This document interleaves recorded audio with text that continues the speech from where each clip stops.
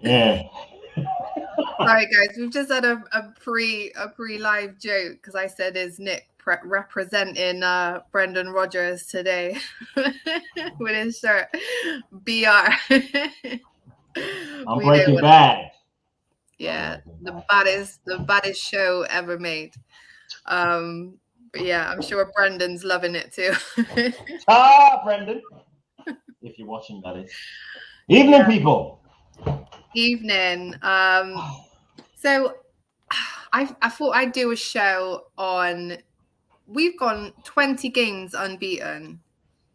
20 games unbeaten. I think, I was getting a lot of invites halfway through last season to come on people's shows on other fan channels. And then after a while, those invites dwindled and disappeared because we went on a winning streak.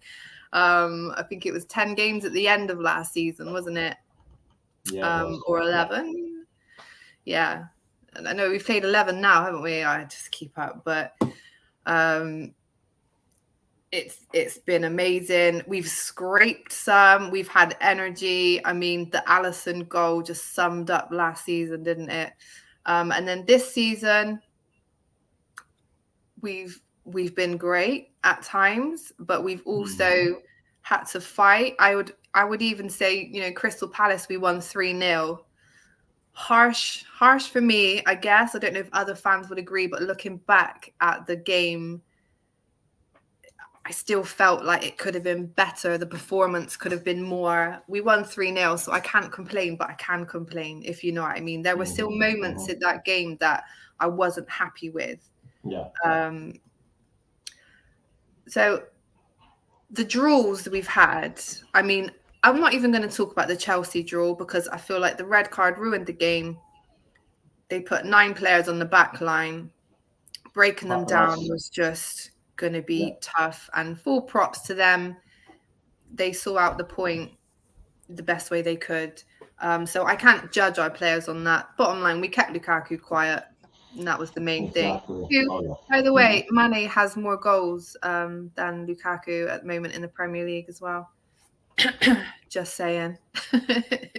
For someone who's had a bad season.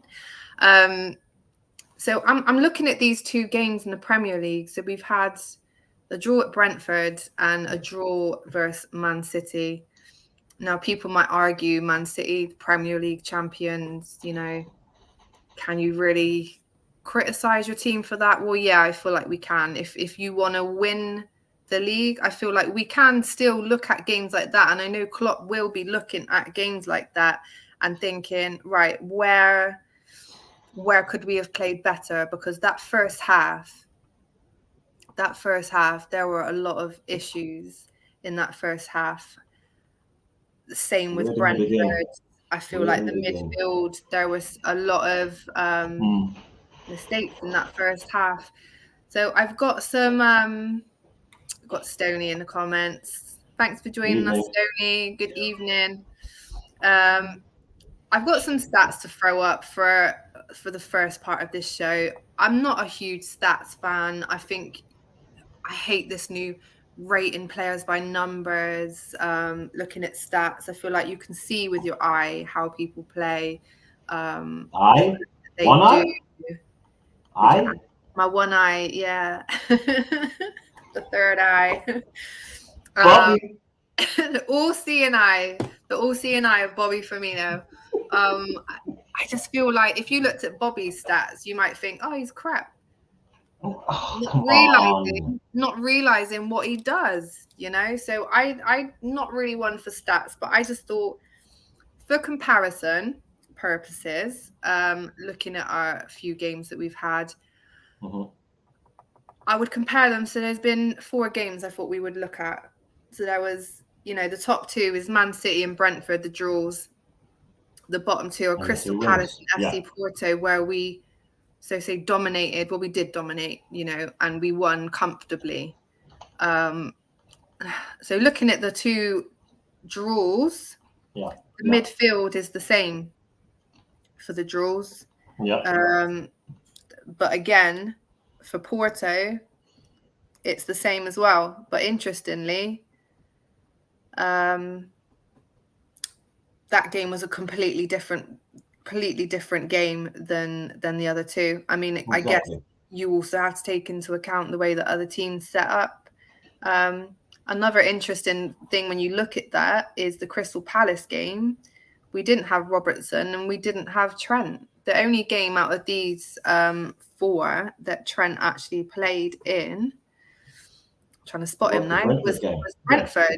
Yeah. And actually, he was man of the match in that game, and he worked his socks off getting the ball down. So having a look at those 4 games now, I mean, there's a lot of information on here. I don't expect people to read all this information. We're not going to go through everything. If you want to pause it and have a look at it, it's fine. I think the main thing for me looking at it is there's not a lot of difference when you look at our passing ratios. I mean, how do you feel looking at these, Nick? I don't feel that we did anything that would cause Klopp to say, well, let's change something here or let's change something there. Mm-hmm. Right across the board, it looks pretty similar.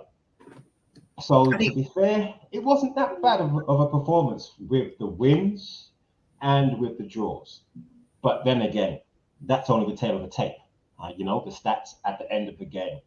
Yeah. While when you're actually watching it and as the minutes are ticking away, I, for one, personally, with the Brentford game, my heart was in my throat. Yeah. I mean, looking at this as well, I'm looking at the long balls and versus Porto, they were the fewest. I know that was an issue talked about in the Man City game, but there's not a lot of difference. I think in Brentford, we had more long balls, 71 compared to 56 versus Man City. I think that was probably mostly in the first half, though, to be honest. Klopp even said, didn't he, after, I don't know what all the long balls were at the start, he said maybe 1 or 2 could have worked, but I don't know why they kept happening, which is a nice little insight from him. There's another stat we've got here. So this is like our attacking side, and it's quite interesting to see where the other teams attacked as well as us. Yeah. So you noticed as well with the Crystal Palace game where it was quite interesting where they targeted us. Oh, definitely. Our left-hand side didn't have any play. We got no joy down the left. It was that simple.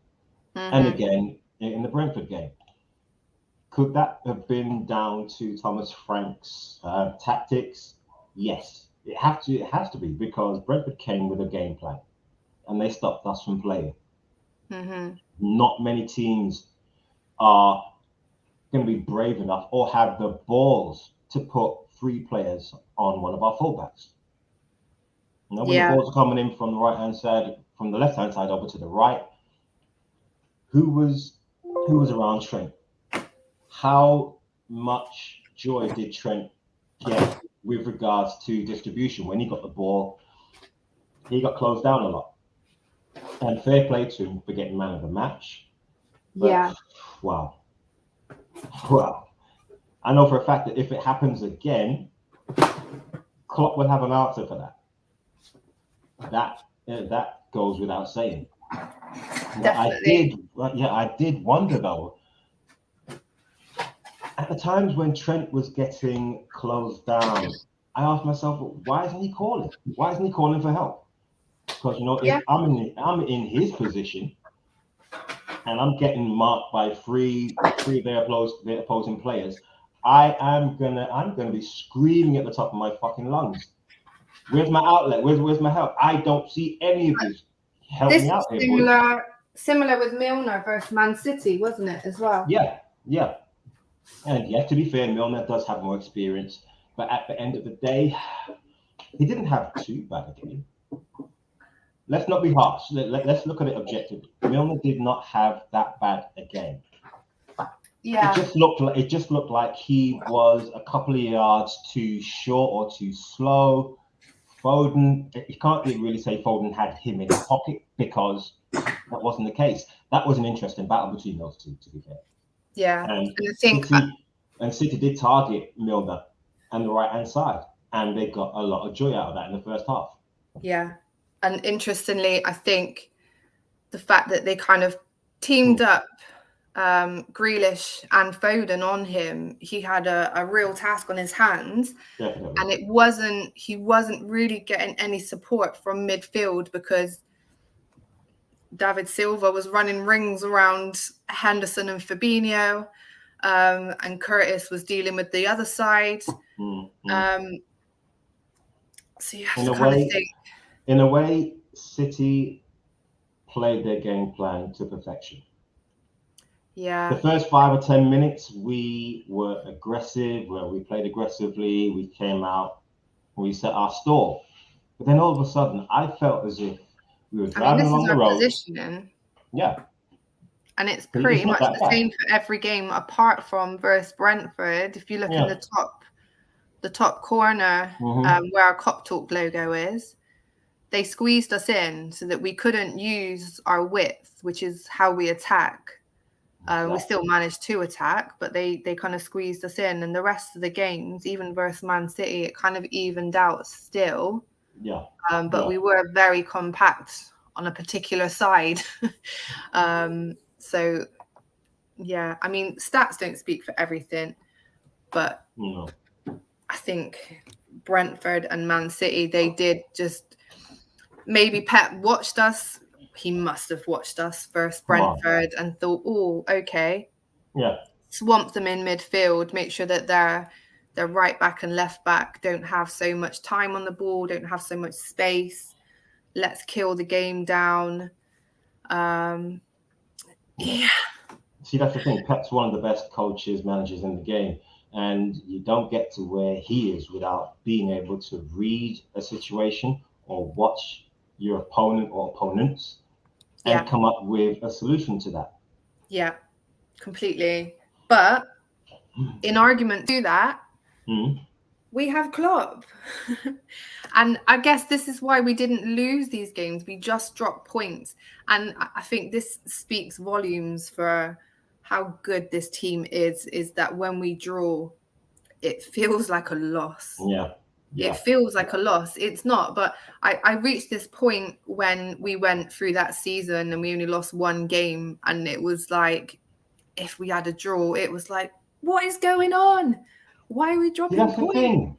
See, that's the thing. I'd say 3 or 4 years ago, when Klopp first came to us, we were having the same type of situation. We were in the same type of situations.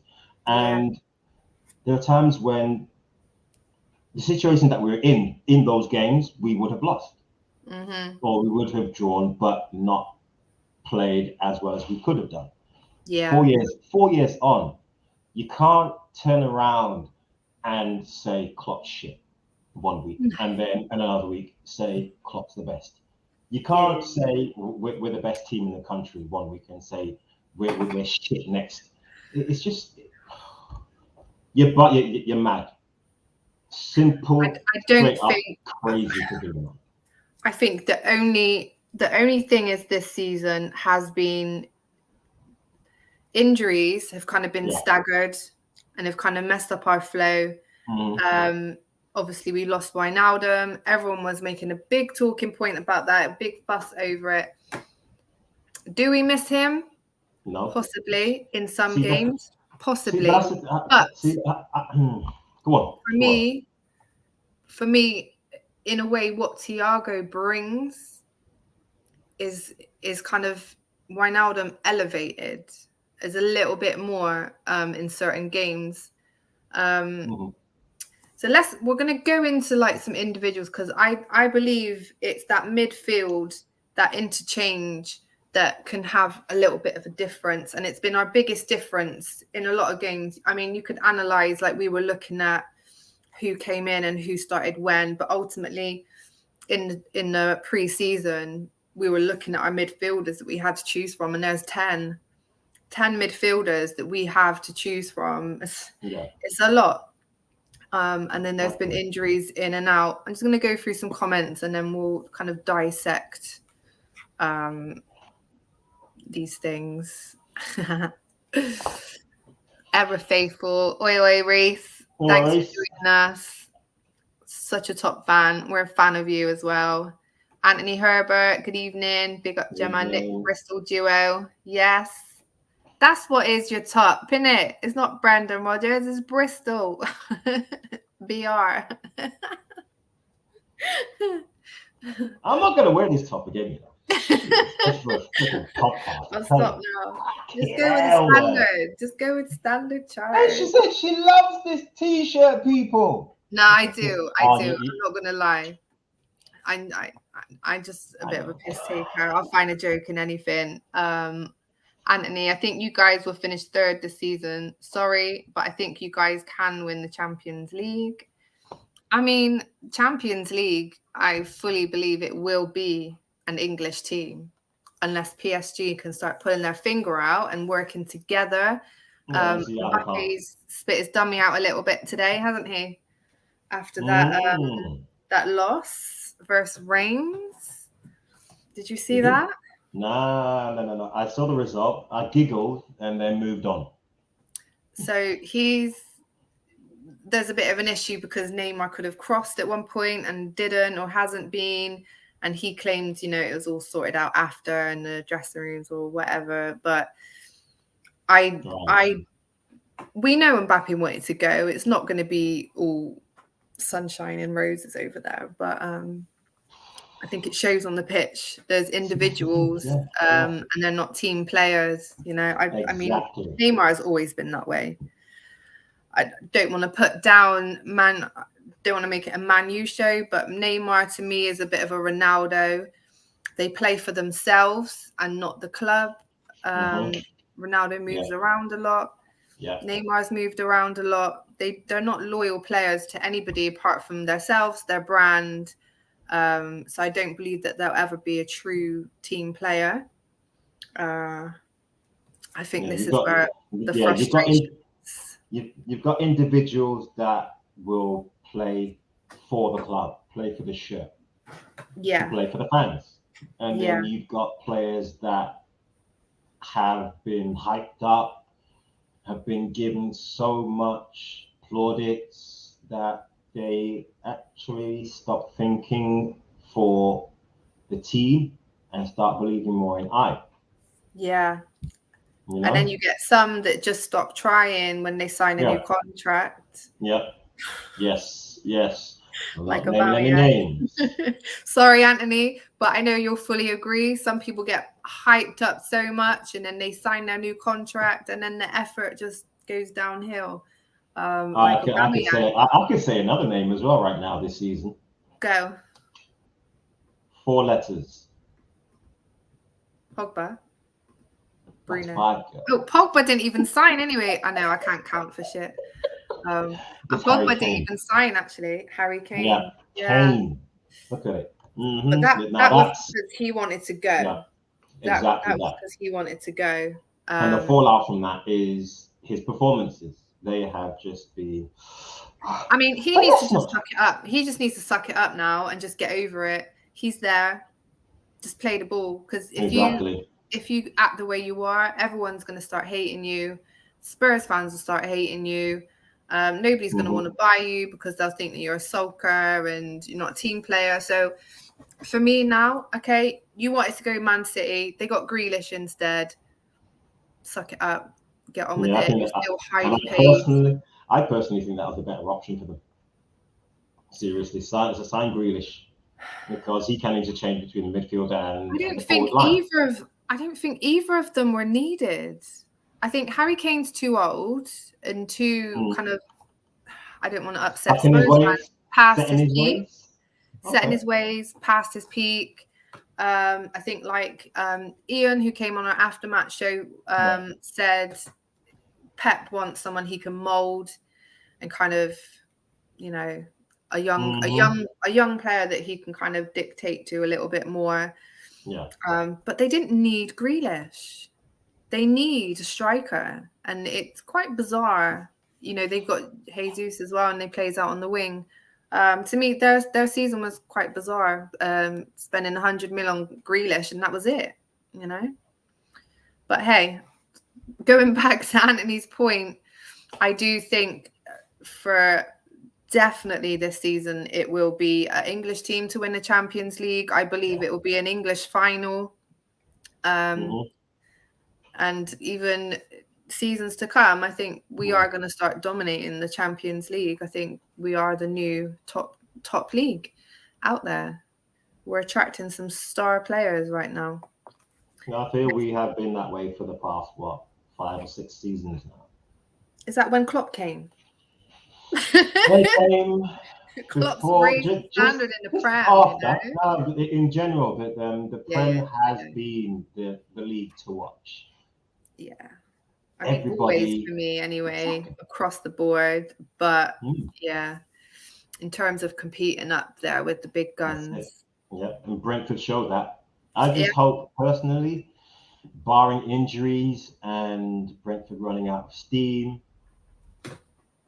they should stay in this. They should stay in the Premier this season. Oh, they'll stay up. I think Newcastle are need to be careful, don't they? On shaky ground, yeah, very much so. But it's been that way for the past 4 or 5 seasons now. I know. Maybe longer. It's karma for getting rid of King Rafa. Anyway, let's move on. Daz TV, evening, welcome. Evening, Daz. The positives are we are still unbeaten and not at our best. Exactly. This is what I'm saying. I shouldn't be picking because you shouldn't be picking. No. We're not losing. Let's go back to the positives. Let's go back to the positives of the Brentford game. Curtis scored. He's back. He's back. You know, he's back to scoring ways. Jota scored, and I think the last time he scored was at Burnley or Norwich, one of the two. And Mo became the fastest Liverpool player to reach 100 goals. So for me, it's not that bad. It's not. I mean, and like Anthony says, the best 2 managers are Pep and Klopp. Exactly. I don't think anybody is any shadow of a doubt now in this current climate that they are. Evening, talking you. Thanks for joining us. Reese, how are we all? It's like it was a bit crazy after the Man City game. I feel like I've just taken it all in today. I've watched some more highlights of the game. I've watched Salah's goal from every possible angle, I think, apart from underneath him. I've seen it slowed down. I've seen it dissected. I've seen every single bit taken apart and spoken about. I feel like I could walk you through that goal with my eyes closed now. You don't need to. But also the team goal from Mane's goal, that was just fantastic. From Alisson to Mane was fantastic. Anthony Grealish is good. He can bring players more involved in the game, but he's not worth 100 million. I think his price tags are relevant because Man City will just pay it. And they knew that. Villa knew that they could just put whatever price and it would be paid. Villa were very smart with their money. But they got Foden. I don't know. I think they could have strengthened somewhere else. I know Ian would say he's crying out for a left back, crying out for a striker. You know, they didn't replace Aguero. I just find it a bit strange. Then again, do you think that City not replacing Aguero is a bad thing? Yeah. Given the embarrassment of riches that they've got in their squad already. Come on.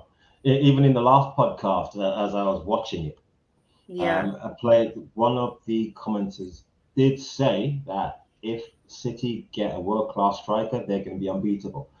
But then again, I wouldn't say unbeatable. I think people are putting a lot on the fact that them having one extra player is going to change everything. You know, the game we played versus them, we were missing 2 of our first team starters, which is Trent and Thiago. And people can talk shit about Thiago all they like, but when we go through our midfields and the games we've played so far, you'll see that he's a key player to us. They weren't missing any of their first team, so they had their first 11. We were missing 2 players. Sometimes that doesn't matter, but obviously a game versus Man City, that matters, and it showed, the Milner and the midfield were the areas that we kind of lost a lot of our battles, and that was where we were missing our 2 first team players. Anthony thinks Watford, Norwich and Newcastle to go down. I fully agree. To be honest, at the start I was worried about Wolves, but do you know what? They've sorted themselves out. So when we go back at it, we had an interesting comment from Stoney in our conversation earlier. Yeah. So Henderson didn't actually get a pre-season.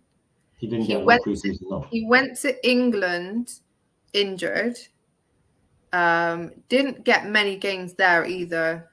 Came back late. I don't think he played in any of our pre-season games. He missed the Norwich game, and so did Thiago. So their first game back was versus Burnley. Yeah. And that was basically their pre-season began versus Burnley. So a lot of people said yesterday that Henderson versus Man City looked leggy. He looked a little bit lost. He wasn't helping Milner out on the right. Yeah. I did see a stat actually. His pass conversion or completion in the first half was 50%. 50%. Yeah, that was, again, could you blame that on his pre-season? Yes and no, but can we just say that was David Silva just intercepting everything, and and Kevin De Bruyne, world-class players he's up against. Exactly. See, that's the thing. Bernardo Silva, David's left City, by the way, darling. Sorry, City, but Bernardo Silva. I apologize. I can't stand that player. I can't stand that player for the simple reason that he was rude in our COVID Cup winning run. But he was very disrespectful. Yeah, he was. But you can't fault him for his genius. Seriously, he did play really, really well. De Bruyne, one of the best midfielders in the world. Come on now. Yeah. Well, he's definitely in the top 5. Yeah. And Rodrigo had a very good game. And there you go. You can't fault Pep for setting out his goal. And then Milner's got Grealish and Foden to deal with, tagging up on him over on the right. And obviously because Henderson was kind of in the situation he was in with Fabinho, trying to sort out those guys. And then you had Curtis on the left dealing with, trying to get the ball down to Mane. I don't think, at first I kind of felt like, what did Curtis do? I was feeling a bit not annoyed with Curtis, but he actually didn't play too bad. I think it was just that a lot of the attention in the match, all I seem to remember were flashbacks of Milner and Foden, Silva, doing bits. But those were the main points. Yeah, Curtis did try. Yeah. And after the halftime talk, he must have said to himself, right, come on now. Things can't get any worse. I'm just going to pull my socks up and get on with it. And he did. Is that also so? Like second half, obviously midfield improved. Mane kind of improved. Mane and Jota were like interchanging at times. Mane kept going over. Yeah. But we were talking. So going back, we started our midfield was Elliott, Fabinho, and Thiago. Yeah. And that was our midfield. Henderson was coming in and out as well. So I'm looking. So we had Elliott for Norwich, Burnley, Chelsea, and Leeds. And then obviously he had an injury. Did I show? I didn't show, did I? So this just cheered me up today. This is our Elliott. He's actually on exercise bike. And how lovely is that to see, after... It's good to see. Can't fault that. That really, if that doesn't make you smile, even if you're not a Liverpool fan, then I don't know what will. But yeah, obviously we came into the season with Harvey Elliott, like a new, fresh signing, like 100 mil Grealish signing. I'm sorry, but if I'm exaggerating, shut me up. But I thought, you know what? They went out and got Grealish. Yeah. We got Harvey Elliott, that was already ours. And he was a big miss when he's gone. Henderson missed the Norwich match, and he's been back since then. And then obviously Thiago. Mm-hmm. We had him for Burnley, Chelsea, Leeds, and Milan. It's hard to see any correlation between the three, but it seems to be when we have Henderson, Curtis, and Fabinho.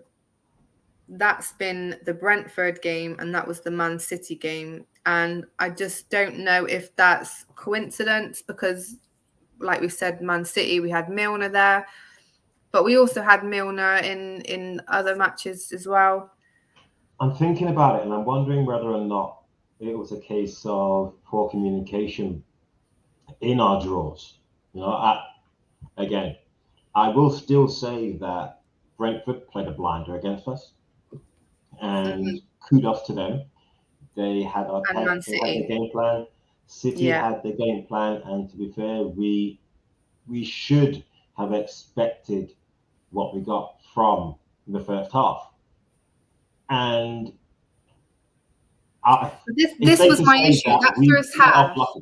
This is why I'm not happy with the Man City game, is the first half. The second half, can't complain. That was full fire. I'm proud of my team for that second half. That first half is what I'm looking at. And I think you have to at some point say, okay, we came out this season with Elliott. He got injured. We were playing Keita. He got injured. We were playing with Thiago. He got injured. So who then gets the limelight and gets the spotlight? It's Curtis Jones. He has to come in. And now, more than ever, is the time he's not going to get an opportunity like this to get a run of games and show what he's made of. And I just don't think he did in that first half. First Man City, you can argue who we're playing against. You can argue, James, that's the thing. The left side. Nobody in the first half played as well as they should have done. It was bang average. I get that, but then you go to the Chelsea game. Yeah. Go back to the Chelsea game. Who was the star of that match? Who stepped up and was the star of that match? Harvey Elliott. Oh, little boy. Yeah. And you kind of think, how many chances does Curtis need to come on and secure first team space? He scored against Brentford and then he got taken off. That was his last kick of the flipping game. So I get that. I get that. I'm asking myself. But we can say that about Keita. Keita's had a wonder goal. I'm a fan. I'm just playing devil's advocate here. I'm a Curtis fan. Like, don't get me wrong. He's a baller and I love him. I love his feet work, and I think he was great versus Brentford. I'm just trying to dissect here what we could do to improve looking at the players. Does he need to learn his role more? Does he not quite understand that position? No, I think it was just a case of communication. And City and Brentford had us at our worst. And I honestly think that we can't get any worse, or we can't play any worse than we have done. Those two games, come on. Those are lessons for the rest of the season. And if this is what I'm saying. What lessons have we now learned? What lessons have we now learned? We need to communicate. We need more runners. We need more of an outlet, because the City in the Brentford game just showed us that we did not have any control of the middle of the park. Yeah. There wasn't anybody to basically feed to. We were too slow. We were lethargic, leggy even. And that's right across the board. That is right across the starting 11. And I can't say anything more than that. Versus Brentford, the weakest part of our game, I would say, is the fact that we just got the ball taken off us in midfield, like we were a bunch of young kids. You know, we couldn't hold that ball in midfield, and I think that's where we're going to kind of get targeted now, is in our midfield. Definitely going to get pressured in the middle of the park. Yeah. Again, going back to the City game, there weren't any triangles in the middle of the park. There weren't people running around each other. There weren't overlaps. The energy, the energy was low. It did feel as if we had the air let out of ourselves. To quote an analogy, you got a paddling pool that's full of air and full of flipping water, and then all of a sudden you got some fat twat who's drunk, who thinks himself as a big I am, jumps onto the fucking pool, or thinks he jumps into the pool, hits the edge and bursts the damn thing. Right. You know? We got deflated in the first half. We were basically pushed back and pushed down. So who was the fat twat that jumped on the edge? Well, I'm not going to say anything, but hey, you know, it's one of those things. I would also go to, even the games we've won, we haven't been clinical, the front three as a combination. Bobby is now back. Yeah. He only actually played Norwich, didn't he? And then he was injured. So he is now back. I think, will Mane now enjoy him being back as well? Is that kind of what he needed? Because everybody always says the role of Bobby is to free up Mane and Salah. Bobby's been missing, and everyone's been disappointed with Mane's performance. Is he just missing Bobby? Jota, I just don't feel like Jota does that role justice at all. And actually, versus Man City, they seemed, I preferred what they were doing versus Man City, the interchanging and interweaving. And I think Jota was really unlucky in the second half. He got past two defenders, could have had a nice shot on goal, and luckily they just seemed to have an extra defender. Rodrigo again. It was Rodrigo. Yeah, he was fantastic, wasn't he? He really was. And that's going to be rare, that we play a team with a Rodri.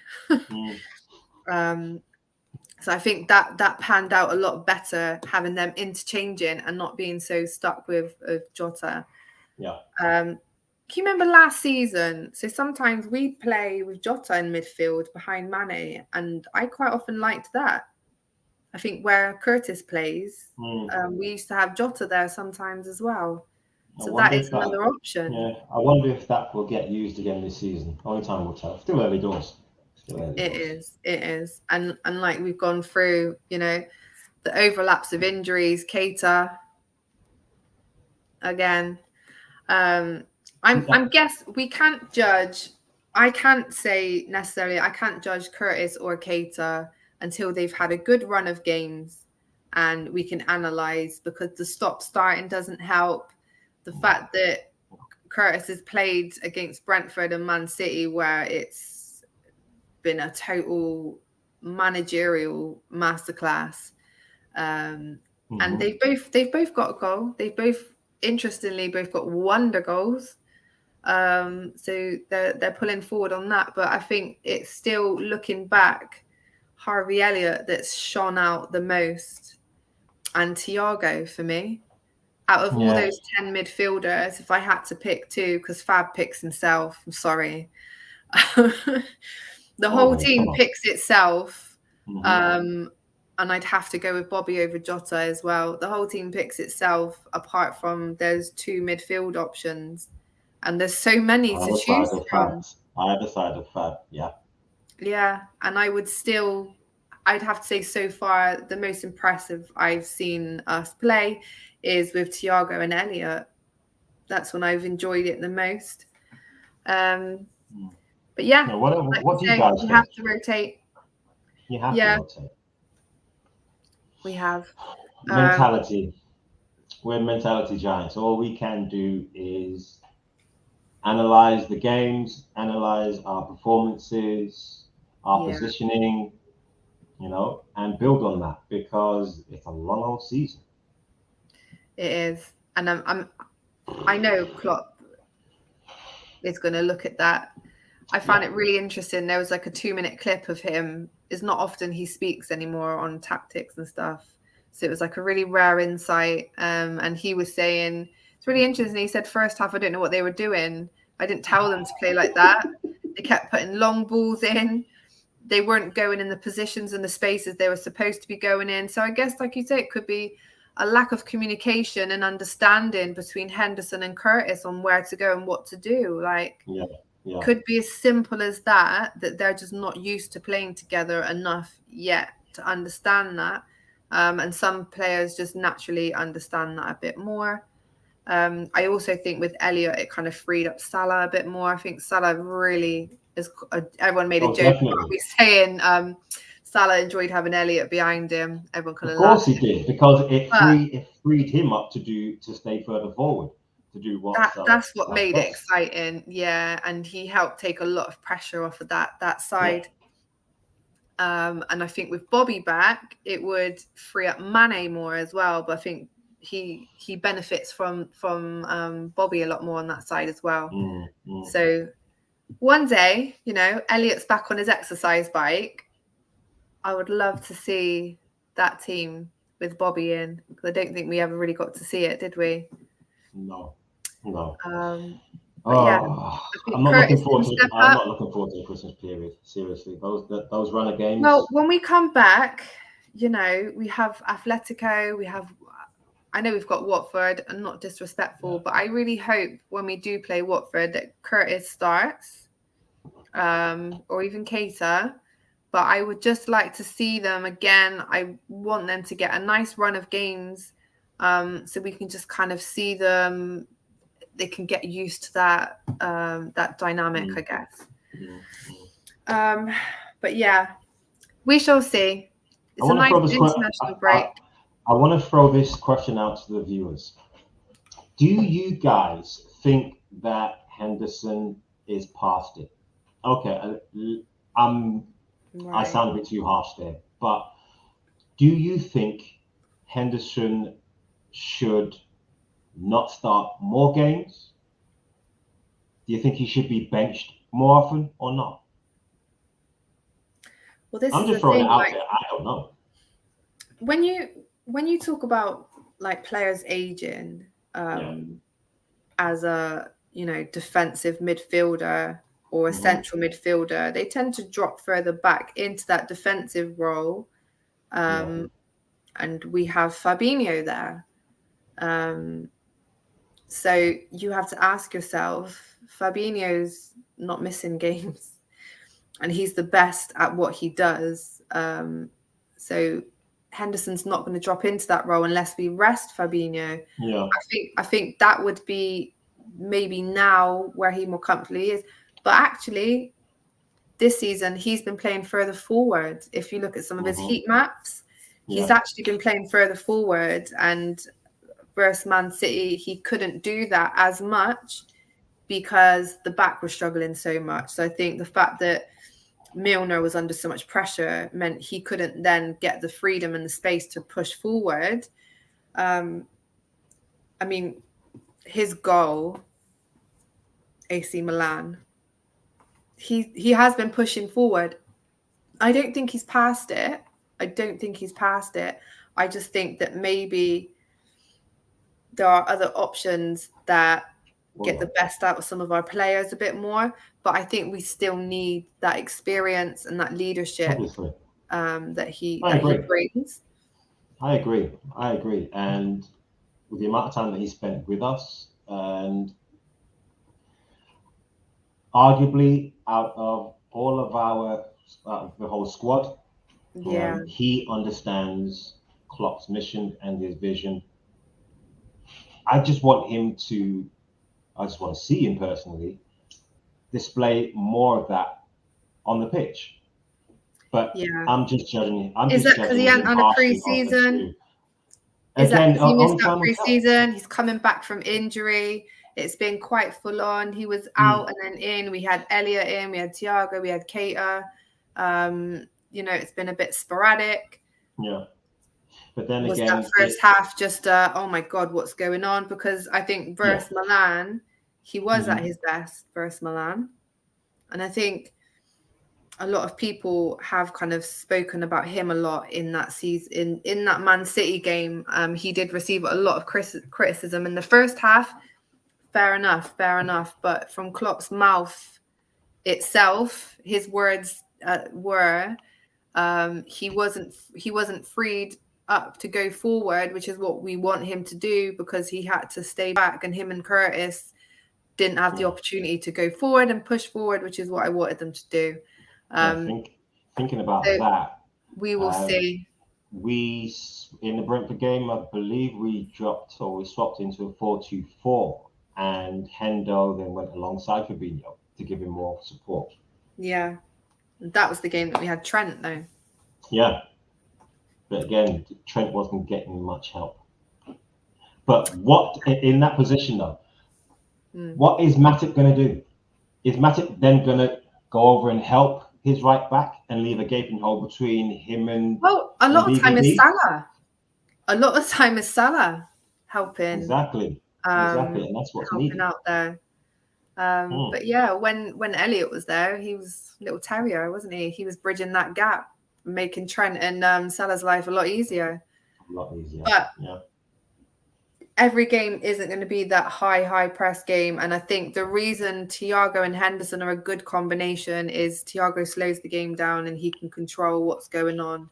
Yeah. I think that's why they're a good combination. I think it's just finding that combination, and it's just nice to have these problems, isn't it? We've got all these players. How do they fit together? What's the best way forward? I think that's just it. Okay, we're gonna wrap up. I mean, Anthony, if Klopp left, who would you like in?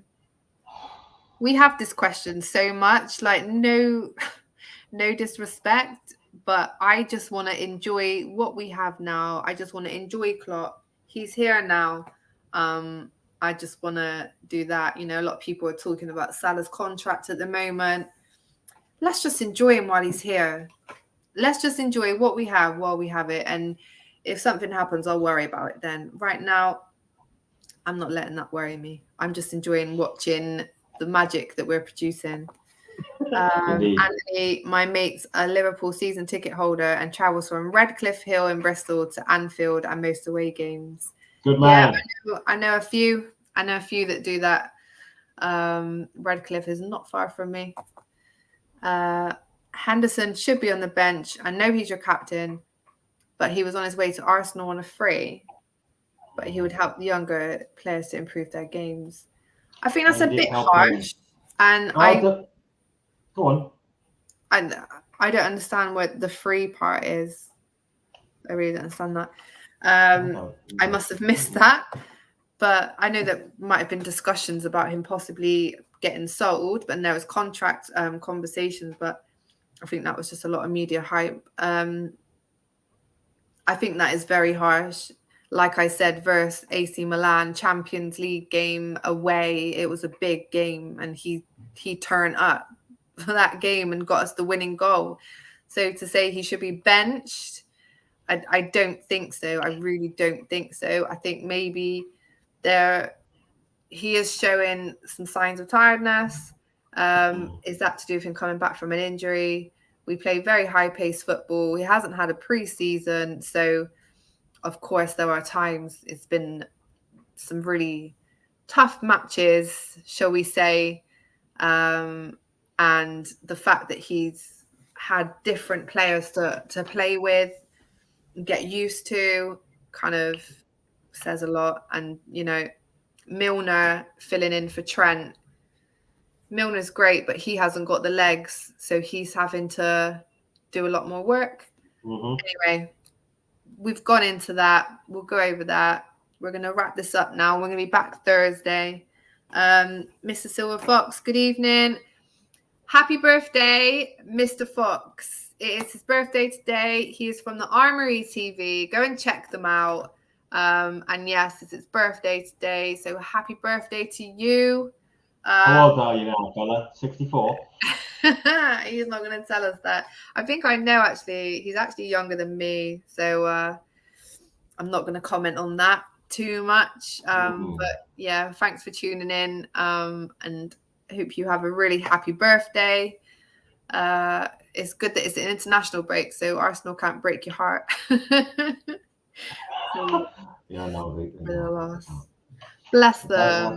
They've had some great shows though, guys. Go and check them out. They have a breakdown show with their one of their panelists, Gumza, and he's so good at the tactical analysis, much better than I could do looking at our games. I'm not gonna act like I can do what he does. It's a really great show, so go and check them out. But I did laugh because they were saying, you know, as Arteta finally cracked it, found the method, you know, when they beat Spurs, and then along come Brighton. Bless them. I just think they need time to gel. They haven't really got that chemistry yet. It was a Spurs game. It's a derby. People turn up in those moments. The adrenaline's pumping. And I think Brighton just showed what a good manager and time together as a team, what a difference that can make. So I think they got a good team now. I think they had some smart signings. And I think once they've had some more time to play together, they will start to pick up those points. Yeah. Anyway, that was my analysis quickly on Arsenal.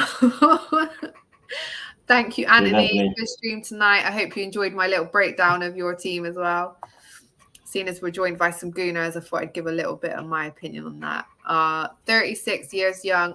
We're the same age now. We're the same age now for a little bit. Silver Fox. I don't think Nick wants to comment. No. And then he said, everyone knows Brighton are 1,000 times better than Spurs. Well, they were minus Basuma, you know. That was the time to strike more than anything. Yeah. But like I said, you had a clean sheet, and I just think that your team needs to just gel and get some chemistry. That doesn't feel like a lot of team spirit at Arsenal at the moment. Will that come? I don't know. That's something that Arteta and the players need to instill. You know, players like Aubameyang, he's the captain, should be coming from him, a team player. But like we've said at the start of the show, there are certain players that play for themselves and their own name and ego and not the team. And I think he may be one of them. From a vanity point of view, or should I say standpoint, I think Aubameyang should just shave his fucking head. Just take that shit off, mate. It just... What the fuck are you clinging on to, fella? Please. I think there's a correlation, isn't it? You know, the more they furf around with their hair, the more of an ego they got, the less of a team player they are. You know, you look at take the it guy from with the blue dreadlocks. Take it from experience, Gems. You fuck about with your hair too much, you'll fucking lose it. Is that why Trent has just decided? You know what, frig it. Yeah, leave that, allow that shit, man. Yeah, just let it roll. You know what? Can you remember before we wrap up? I just need to mention this actually. Can you remember? And it really annoyed me before. Remember when he was injured because he didn't get called up for England, so he was out on his holiday enjoying life, and he had the plaits. Yeah. Not the cane row, the plaits. And I've done that for my boys and my daughter so many times. It's a standard black hairdo, you know.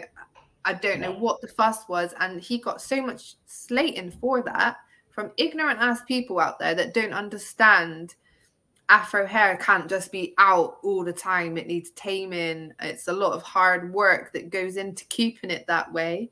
You know, one night with no plaits and a wrap on, and it's not central. Naughty. It turns into a wild. You know, my daughter. You're breaking teeth from combs. Yes. Speaking as a mum of mixed race children, it is a constant thought process. You have to constantly think about hair when you have this kind of hair. Yeah. So he came with this standard hairstyle, straight plaits. That's, you know, it's pretty standard. And he got so much comment and criticism over it.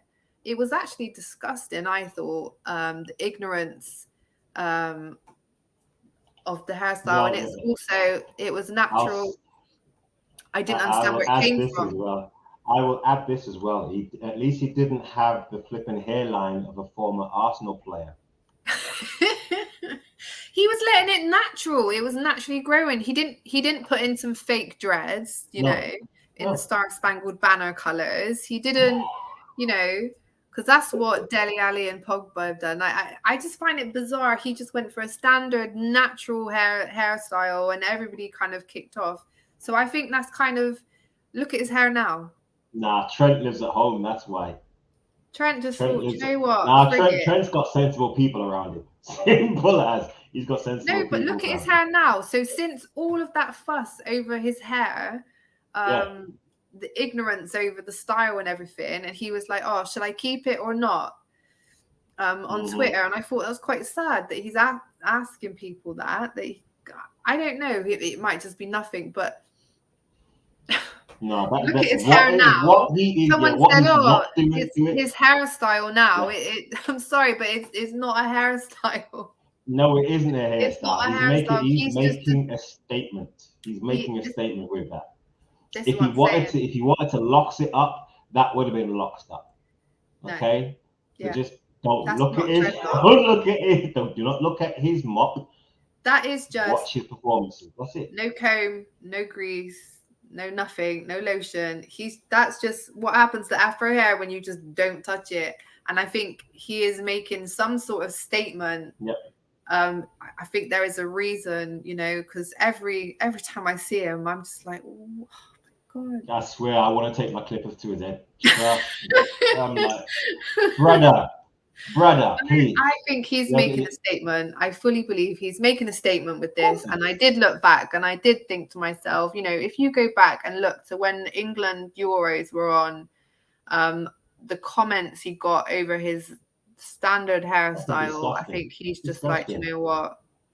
Talk about something else. Don't talk about my hair. And just left it. So yeah. Anyway, that was my thoughts on that. It's not wishful thinking from me, people. I do not want hair back.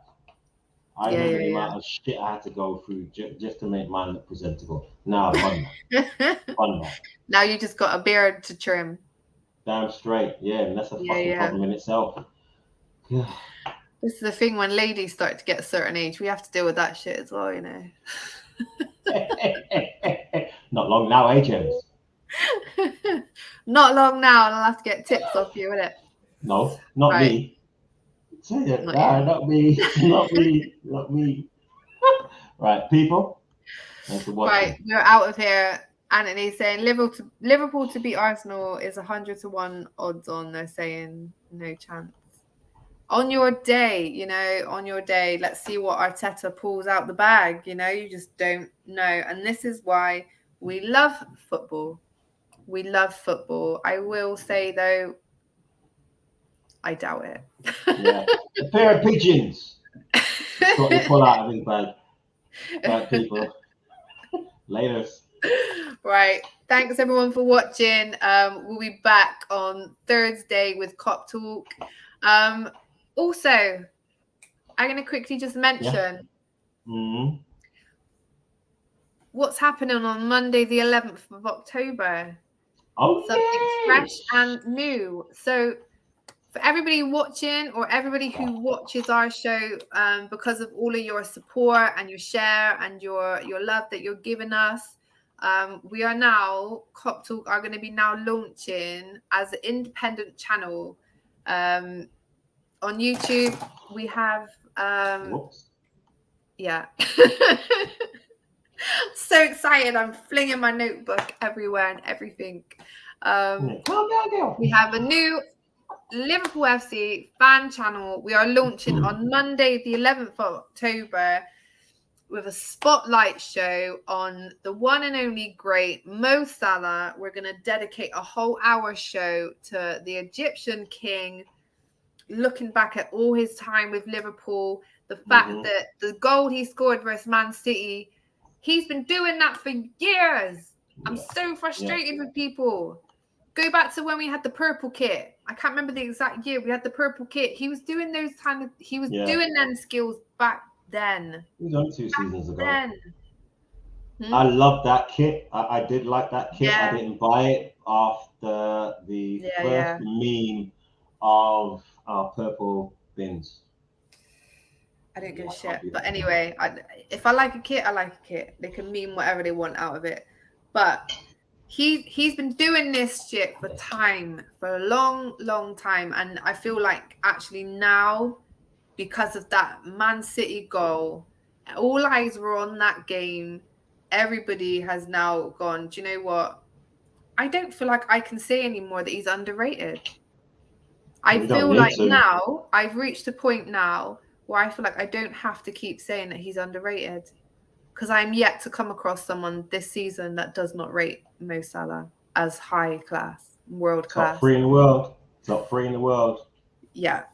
This. Do you know what? Though? Currently, right now, in this world, right now, in this moment in time, he is the best player in the whole world right now. In form, in fashion. Right now.